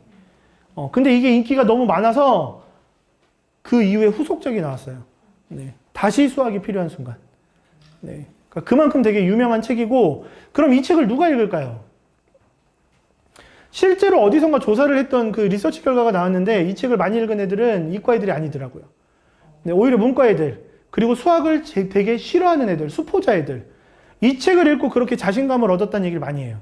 왜냐하면 이 책에 들어가 있는 내용은 수학적인 내용도 들어가 있어요. 근데 중요한 건 윤리 문제를 수학적으로 해석한 게 들어가 있어요. 아니면 민주주의는 가능한가라는 이슈를 던져요. 갑자기 뭐야? 사회 문제가 나오네. 그쵸? 이걸 수학적으로 우리가 이해할 수 있는 방법. 그러니까 수학이라는 학문이 그냥 단순히 답을 찾는 과목은 아니다라는 걸 보여주는 거지. 그래서 이런 것들이 있어요. 그래서 여기 보면 뭐 시작하며 뭐 이런 거 어렵지 않죠? 37%의 비율 확률, 그게 뭡니까? 응? 자, 친구야, 37%의 비율 확률이야. 그럼 내일 비가 오는 거야, 안 오는 거야? 안 와요? 확신할 수 있어? 대학에 합격, 불합격 걸 수 있어요? 못 걸죠, 그쵸? 네. 이게 뭘 의미하는 건지를 안다는 건 뭐냐면 내일 비가 올지 안 올지 모르겠지만 100일 중에 37일이 비가 온다는 얘기고 그게 내일일 수도 있다는 얘기인 거지. 미안해, 화난 거 아니야? 이렇게 이해를 해 나가는 게 수학이란 얘기예요. 그래서 여기 보시면 뭐 갈릴레오라는 사람이 뜬금없이 나와요. 그래서 우주는 수학으로 만들어져 있다. 뭐 이런 얘기를 하는 거지. 갈릴레오 되게 유명한 누구예요? 뭐 하는 사람이에요? 네, 천문학자죠. 네, 지동설을 발견한 그지 말한 그죠? 지구가 둥글다는 그죠? 걸어가도 떨어지지 않는다. 뭐 이런 얘기 했죠. 그렇죠? 이 사람 어떻게 죽었는지 알아요? 네, 저도 몰라서 물어봤어요. 자, 두 번째, 역사를 바꾼 세 가지 수학적 발견. 페르마라는 수학자 아는 사람? 괜찮은데? 페르마는 누구냐?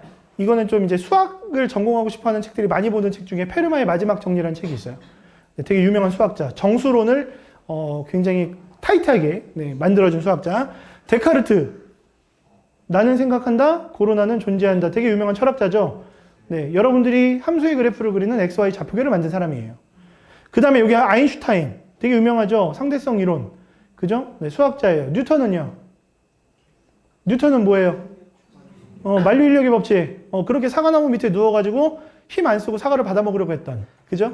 근데 그 사람의 수학적인 업적이 뭘까요? 자,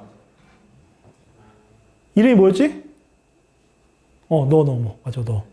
아니, 너 말고 너. 2학년 고2. 뒤돌아보지 마, 너야.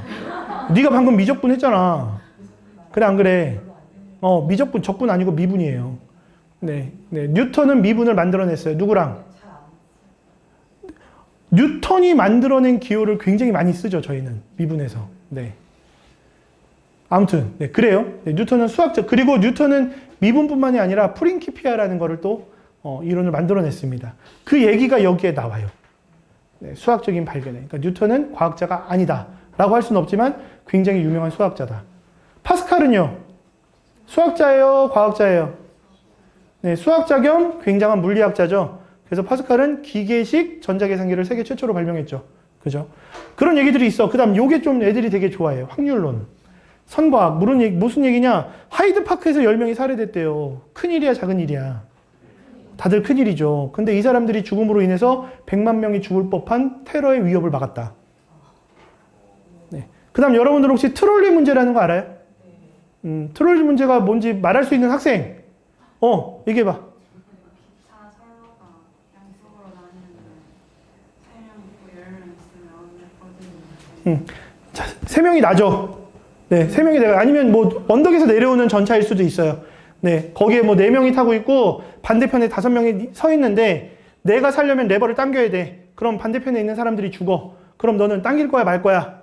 굉장히 윤리적인 문제로 다가갈 수밖에 없죠. 그렇죠? 그런 것들을 수학적으로 해석하는 능력을 만들어 보자. 그 다음에 뭐예요? 이거는 답이 없어도 좋아. 이게 아까 얘기한 거야. 민주주의가 가능한지. 그 다음에 밑에 있는 건 청혼 문화. 자, 여기 어머님들, 아버지도 계시겠지만 연애냐, 중매냐, 요거 되게 중요하거든요, 사실. 네, 연애라고 한다면 되게 막 불같은 사랑.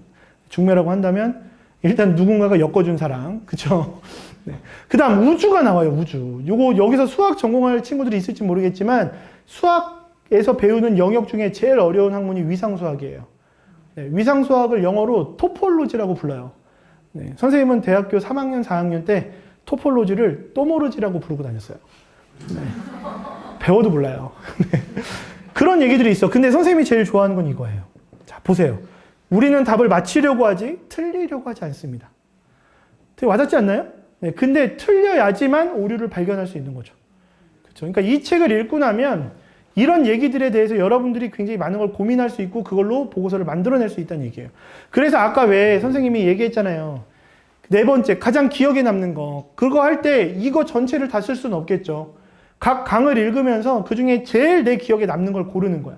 그리고 그걸 가지고 거기 안에서 어떤 내용이 기억에 남는데 그거를 탐구 보고서까지 연결하기 위해서 구체적인 사례를 많이 찾아요. 그 중에 아이들이 제일 관심을 가졌던 건 사실은 트롤리 문제. 그 다음에 대표를 뽑는 선거 문제. 이런 거 가지고 좀 많이 갔었습니다. 그래서 그걸 가지고 쓰고 그 다음에 느낀 점 쓰고 그 다음에 마지막으로 내가 변화된 점 쓰고 추천해주고 싶은 친구 쓰고. 그러니까 이 책은 변화된 점 쓸 수 있죠. 이 책을 읽고 수학에 대한 자신감이 없었는데 그냥 단순히 답을 찾는 연습만 하는 게 아니라 좀 더 고민을 한다면 본질적인 걸 생각을 한다면 내가 풀 수 있지 않을까. 그럼 수학을 포기하고 싶어하는 아이들에게 이 책을 추천해주고 싶다 까지 적어주면 굉장히 좋은 독서 감상문이 되겠죠. 그쵸? 원래는 이 수업을 할 때는 제가 주제를 정해주면 앉아있는 사람들이 그거를 그대로 모든 공통 주제로 써요. 그런데 오늘은 여러분들한테는 제가 아까 선물을 준다 그랬죠. 뭐냐면 모두 다 해줄 수는 없을 것 같고요. 선생님 번호를 다시 한번 띄울 건데 아까 늦게 온 사람들 있으니까 자, 이게 선생님 번호인데 학교 학년 이름을 문자로 보내라고 한 이유는 뭐냐면 일단 잠깐 너 이름이 뭐였지? 너 뭐 맞아? 아 맞다 경주채 씨. 자, 그대에게도 제가 기프티콘을 하나 보낼게요. 선생님한테 문자에 나 기프티콘이라고. 자, 아까 기프티콘 받은 사람 첫 번째로 와서 뭐 보내줬어 선생님이? 베라에서 뭐 보내줬어? 파인트. 그렇죠, 파인트. 최소 파인트 정도는 날라가야지. 그죠? 먹고 싶지. 자, 저는 원래 일요일 날 쉬는 걸 목표로 두고 있는 사람인데, 네, 여기 열린 아카데미 원장님이 되게 적극적이신 거 아시죠? 알지 너희도? 그래서 원래는 원장님이 스스로도 하실 수 있어 이런 수업 알 거예요. 근데 너무 바쁘시니까 그래서 선생님한테 부탁을 했어요. 네, 그래서 와가지고 여러분들하고 한 달에 한 번 정도씩 탐구 보고서와 독서 감상문 쓰는 학생부에 관련된 특강을 개설을 하려고 그래. 대신에 아까도 얘기했지만 10명이 넘어가면 그 시간 안에 첨삭이 안 돼요. 1차 첨삭이 완성본은 나중에 개별적으로 왔다 갔다 하면서 완성을 해주는 거야. 그렇게 해서 만들어줄 거야. 그리고 중요한 거는 지금 그 수업을 듣는 애들이 몇 명 있는데 걔네들은 심지어 연락 와요. 주중에. 선생님 저 발표 PPT 만들어야 되는데 자료 좀 주세요. 네, 줄까 안 줄까? 줘요. 네, 줍니다. 네. 심지어 동아리 면접 봐야 되는데 자기소개서 써달라는 놈도 있어요. 네. 써줬을까요? 안 써줬을까요? 네, 써줬죠. 네, 물론 합격했죠. 네. 그렇게 해서 여러분들이 만약에 대학을 정말 목표로 하는데 도움이 필요해. 그러면 들으러 오시면 돼요. 네. 한 달에 한 번 할 겁니다. 한 달에 한 번. 그거면 충분해요. 네. 그리고 내신 대비 기간 이런 거 필요 없어요. 알았죠? 일요일 날 선생님도 시간 내서 오는 거고 일요일 날 1시간 반 수업한다고 내신이 안 나온다. 그거는 말도 안 되는 거니까. 그렇게 해서 좀 갔으면 좋겠고 늦게 온 친구들은 저한테 문자 보내세요. 그래서 뭐 할 거냐면 탐구 보고서를 쓰는 건 어렵죠. 해봤으니까. 그치? 그래서 독서 감상문 쓰는 거를 선생님이 여러분들 걸 개별적으로 하나씩 받아줄게요. 알겠어요? 선생님한테 카톡으로 독서 감상문 쓴 걸 보내면 돼. 책을 선정해. 선정하는데 뭘 선정하느냐? 본인의 진로에 맞는 걸로. 알겠어? 이거 엄청난 거야, 얘들아. 왜냐면 학교에 제출할 수 있는 걸 완성본을 만들어 주려고 하는 거예요. 근데 여기 있는 친구들을 다 못 해줘요. 네, 그래서 제출 기한은 이건 원장님도 모르실 거예요. 왜냐면 지금 수업 듣는 자세들이 너무 좋아서 원래는 공통 주제로 쓴 거를 한번 받아볼까 하다가 여러분들한테 도움을 주는 게 좋을 것 같아서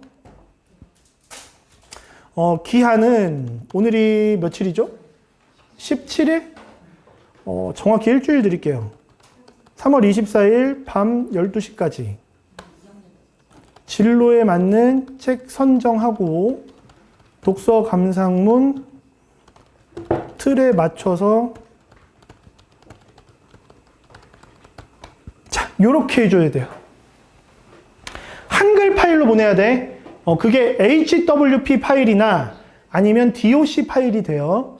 알겠죠? 이 둘 중에 하나도 없는 사람은 없어요. 왜냐면 나중에 면접 대비할 때도 이 두 가지 파일 중에 하나가 있어야 되니까. 그렇게 해서 보내세요. 보내면 지금 학생이 몇 명이지? 학생 한번 손 들어봐봐.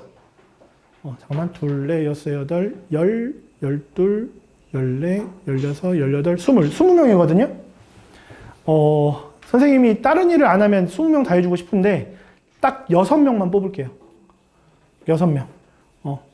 자, 나머지들은 뭐 해주냐면 그럼 6명 말고 나머지 14명은 여러분들 진로에 맞는 걸 선정할 거잖아요. 그래서 선생님한테 카톡을 보낼 때 써줘야지 안 까먹지?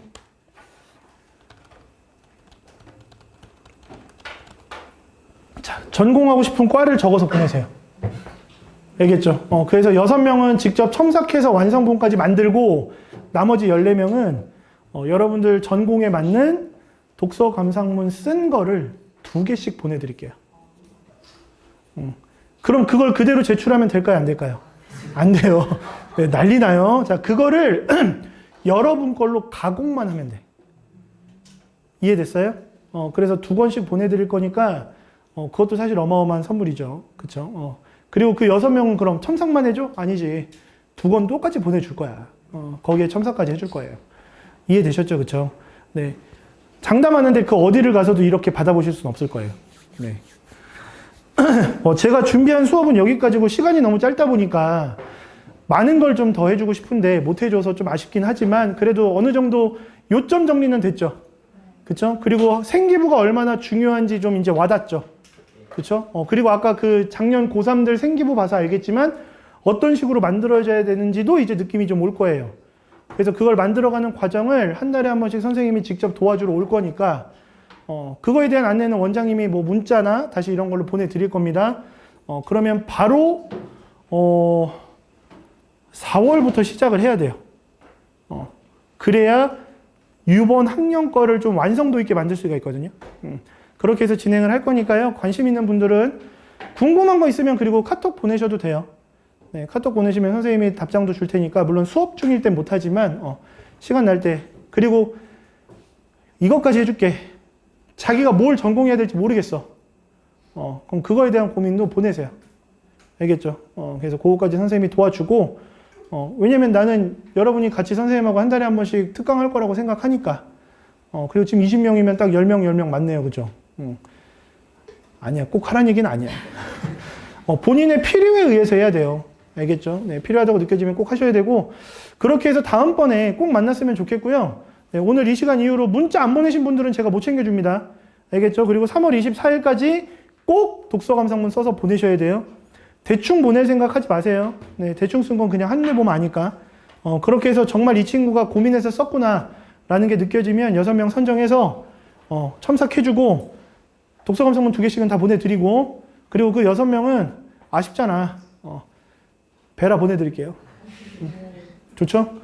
원래 선생님 이런 거 좋아해. 봐봐, 딱 봐도 먹을 거에 집착할 것 같잖아. 지금 미치겠어. 지금 성심당에서 나를 기다리는 빵들이. 네, 오늘 고생 많으셨고 여기서 마무리하겠습니다. 감사합니다.